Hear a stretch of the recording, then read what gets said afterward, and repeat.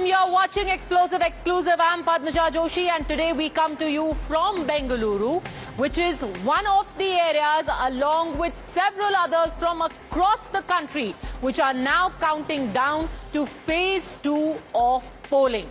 Tomorrow, the polling will end and there will be a complete silence period. In fact, today itself, that silence period is going to start because Friday is when the next polling date is there. You would expect at this time for every party to put their best foot forward in order to ensure that the voters know this is my choice. I have nothing to worry about. But as seems to be now more the norm than the exception for the Congress party, at the 11th hour, you have somebody speaking up, throwing a complete googly at the Congress party itself. This time it was the turn of Sam Pitroda, when the Congress party is bang in the middle of an entire wealth redistribution row, where already the BJP is on the offensive saying your money is going to be taken away and redistributed to the vote bank of the Congress. Along comes Sam Pitroda and decides to declare that perhaps it's time in India we have an inheritance tax where whatever property your parents leave behind or you leave behind for your children, 55% of it is grabbed by the government and only 45% remain for those of your family members you leave behind. Listen. Let me tell you, in America, there is an inheritance tax. One has $100 million worth of wealth. And when he dies, he can only transfer probably 45% to his children. 55% is grabbed by government. Now that's an interesting law. It says you in your generation made wealth. You are leaving now. You must leave your wealth for public. Not all of it, half of it. Which to me sounds fair. In India you don't have that. If somebody is worth 10 billion and he dies, his children get 10 billion. Public get nothing. These are the kind of issues people will have to debate, discuss. Now you can imagine how the BJP would react to this. Leading from the front was the Prime Minister. In rally after rally since today morning, he has said, this is what I warned you about. And it's not just about inheritance tax. He said that not only what you earn in your lifetime is now within the crosshairs of the Congress, even what you want to leave behind, what you have saved up for years and years altogether, is going to be under a microscope. उसका x ray करा करके कांग्रेस आपसे छीन लेगी, जिंदगी के साथ भी, जिंदगी के बाद भी। शाही परिवार के शाहजादे के सलाहकार, इस शाही परिवार के शाहजादे के पिताजी के भी सलाहकार, उन्होंने कुछ समय पहले कहा था, और ये परिवार उन्हीं की बात मानता है। उन्होंने कहा था कि हमारा देश का जो मिडिल क्लास है, मध्यम वर्गीय लोग हैं, जो मेहनत करके कमाते हैं, उन्होंने कहा उन पर ज्यादा टैक्स लगना चाहिए। ये इन्होंने पब्लिकली कहा है। अब ये लोग उससे भी एक कदम आगे चले गए हैं। अब कांग्रेस का कहना है कि वो इनहेरिटेंस टैक्स लगाएगी। माता पिता से मिलने वाली विरासत पर भी टैक्स लगाएगी। आप जो अपनी मेहनत से संपत्ति जुटाते हैं, वो आपके बच्चों को नहीं मिलेगी, बल्कि कांग्रेस सरकार का पंजा उसे भी आपसे छीन लेगा। यानी कांग्रेस का मंत्र है कांग्रेस की लूट। कांग्रेस का मंत्र है कांग्रेस की लूट, जिंदगी के साथ भी और जिंदगी के बाद भी। Initially, the Congress may have seemed on the back foot. In the morning, Sam Pitroda himself distanced the Congress party from any comments that he made. He said this has been made, these are just thoughts of mine in my personal capacity. Subsequently, the Congress party also said in a democracy, everyone's free to discuss ideas. Sam Pitroda remains an advisor. He is a friend, philosopher, guide. But that does not mean that the Congress has to follow any advice that he gives.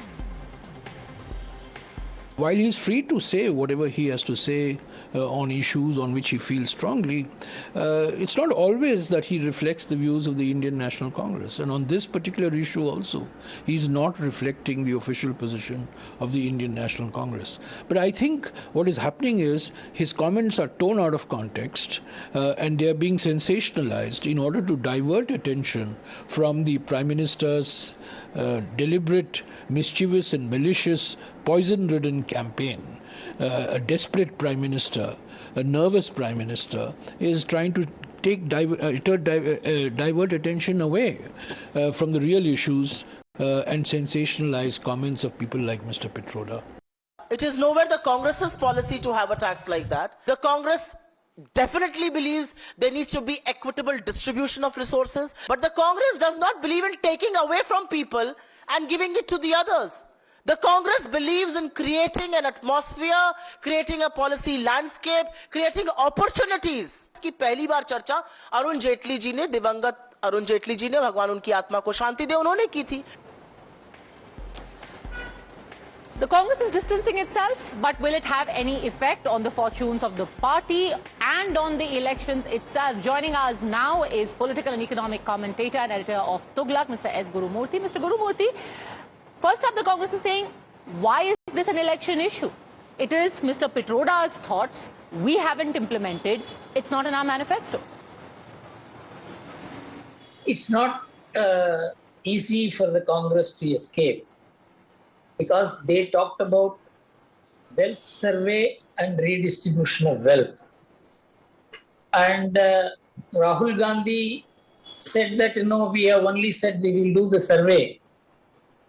And we never thought of an actionable proposition, which is not correct, because I read the manuscript, manifesto, that it is an actionable and policy-oriented proposal. So Congress is not a research organization to do a survey and publish it for public opinion. And even if it does, it will not be proposing it in the election manifesto. So what Sam Pitroda said has to be viewed in the background of the survey and wealth distribution, redistribution, which the manifesto talks about. So it is not that the Prime Minister or the BJP has torn what Sam Pitroda said out of context. Sam Pitroda himself spoke in the context of redistribution of wealth, which is part of the Congress manifesto, and it was announced with a lot of fanfare. So this is bound to have impact on the people's mind, particularly because this idea was an idea of 1950s. Most of these people do not relate back in history. Economics is not a mere theory. It has a relation back to the history. What was appropriate in 1950 will not be appropriate in 2024. The Congress itself has realized it. It's not that this is a new idea or discovery of Modi. I don't know how many are aware. There was one Nicholas Kaldar who was invited by Pandit Nehru to propose a model of redistribution of income, wealth and resources. And he proposed, apart from income tax, 3 other taxes: wealth tax, gift tax and estate duty. That if you keep the money, you will be taxed. If you gift the money, you will be taxed. If you die with the money, you will be taxed. This kind of choking of the economy resulted in the weakening of the Indian economy, the families. What people like Petroda do not understand, they are comparing the landscape in America and India without knowing India is a family-oriented economy and America is an individualist economy. For example, social security scheme, it is universal there. And so family need not have to provide for its own social security. The government takes care of it. Of course, there is a huge problem in that because the government is running into a deficit in the social security account of $72 trillion. But that is their problem. But 90% of the Indian families provide for their own social security. So you cannot tax the Indian families or Indians like the way the Americans tax the American families and individuals. In America, the concept of family has weakened so rapidly. 55% of the first marriages end in divorce and it goes on. So the landscape is different.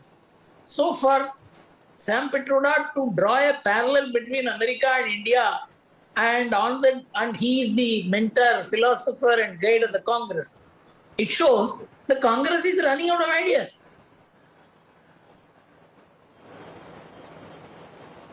Interesting. The fact that you say that this actually in the long term is an assault on the idea of the structure of the Indian family. But playing the devil's advocate, 1985, it was the Rajiv Gandhi government, it was the Congress government that did away with the inheritance tax. Why would they bring back an idea which they themselves debunked at one time? See, it is not that somebody said that the Congress will bring back. It is the Congress's mentor, the philosopher, the guide, who says that. Do you mean to say in an election season, when he says that, that will be dismissed? It cannot be dismissed. Because what he says can be taken advantage of in this election, that they are going to tax the rich people and give an orientation of the socialist appeal and then grab votes. So they have to be exposed. It became an election issue, as I told you, in the background of wealth survey and redistribution of wealth. And they also mentioned to whom it will be redistributed. And of course, it has a social orientation, and Rahul Gandhi mentioned 22 crore people and all that. But the fact remains, you have also to see what Dr. Manmohan Singh said in the year 2006. So, in an election, all these are bound to be issues because in the mind of the people, there is a question about the Congress. That the Congress has been appealing to sections for its own advantage. And that has to be exposed for people who are interested in the larger idea of India. Mr. Gurumurthy, this argument is being echoed again and again that it is a special interest group that the Congress is catering to, that money when it's redistributed will obviously stand to benefit. And the elephant in the room is basically is the Muslim population. So the argument is they will take it for everyone, they will give it to Muslims. But if we were to talk about inheritance tax, even Mr. Petroda, if we were to say that he is informing the Congress's aims and objectives, is not saying that we will put an inheritance tax on Hindus. He will do it on everyone. Then where does this element of appeasement come in? Then the inheritance of Muslims and the inheritance of Christians and Parsis and Buddhists and Hindus will be taxed alike. No. The inheritance tax is different. It is eroding all families, whether it is Hindu or Muslim or Christian or Parsi. But it is spoken in the context of redistribution of wealth, which is intended to benefit a category of people. So this, you are going back to the days of 1950s and 60s, and you have yourself given it up as something impractical. It will not work. It will not lead to formation of capital. It will not lead to productive strength. And so you gave it up completely in 1990s and joined the globalization vehicle, which has nothing to do with this kind of approach of redistribution of wealth and survey and of course an inheritance tax of the kind. But I am on a different agenda. That is, the Congress is on a different agenda. Even for them to say something like this, They must have a debate within the party. They must put it into their cadre. They must prepare the public mind for at least 6 months in advance.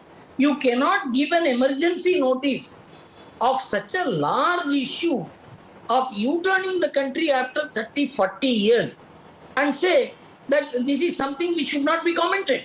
In the background of what you have been saying, you are already a suspect in the mind of the people, you must understand.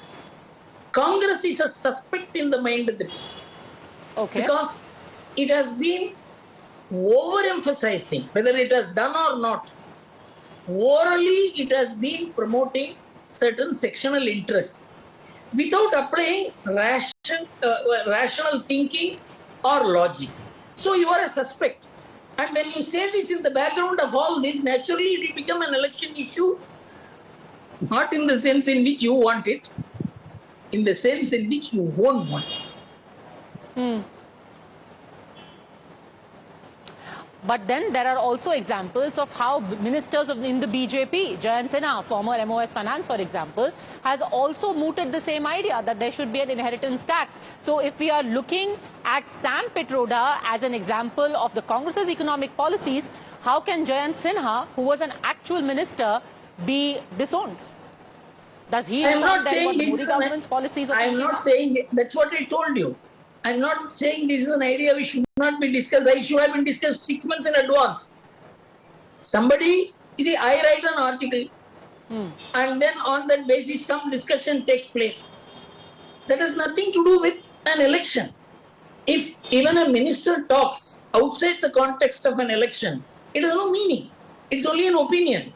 But when the election is on, and especially in the background of a U-turn which the Congress is doing in terms of the economic principles which it had adopted in 1990s, and it is not very much divorced from the redistribution and acquiring people's wealth on death.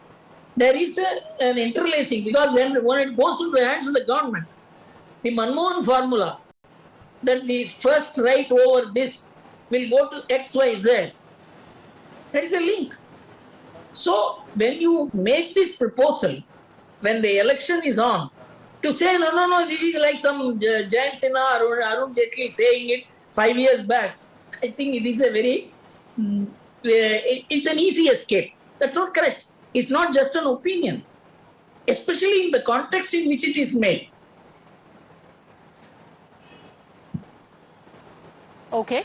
Let me finally ask you this. At a time when most people agree this election is more of a presidential contest where people are either looking to vote for Mr. Modi or vote against him, keep him in Delhi or vote him out and vote in maybe somebody else, a challenger, do issues like this really have resonance? What do you think eventually the electoral importance and impact of something like this is going to be? See, actually, whether the country will elect A or B will depend upon what the people want the governance of the country to be. If they want a government of the kind which they elected between 1989 and 1998, when we had 7 prime ministers and some ruled for days and months, that they have to keep in mind when they vote in this election. Because in the last 10 years, whatever India has achieved is because of a stable government. So that is what will weigh heavily in favor of Narendra Modi and the continuation of a stable government against which there is a rickety coalition. They could not even bring out a common minimum program. So that larger issue stands on its own. But in between, if the Congress bowls a googly that Modi should not hit it for a 6, he is to ask for a favor from Modi or from the BJP. My view is you must not be foolish in bowling in the middle or in the later overs, full tosses and half volleys. That's what the Congress is doing. This is not the main issue, but this puts the Congress on the defensive. They are now running away. It's now begging. No, don't. This is not what we meant. Is this the position in which the contending party should keep itself in the middle of the war? Okay. Well, we will leave it to the wisdom of the people and, of course, the wisdom of the very, very wise people within the party who is mounting a challenge to Narendra Modi and the BJP. But like I said, just hours to go now for the second phase of polling. Will this have a resonance? We won't have to wait too long to find out. Less than a month. Thanks very much, Mr. Gurumurthy, for joining us. Thank you. Thanks for watching. I'll see you at 8 on India Upfront, where we actually talk about the Congress and whether it is at a critical juncture been extremely successful in scoring self-goals and why. See you then.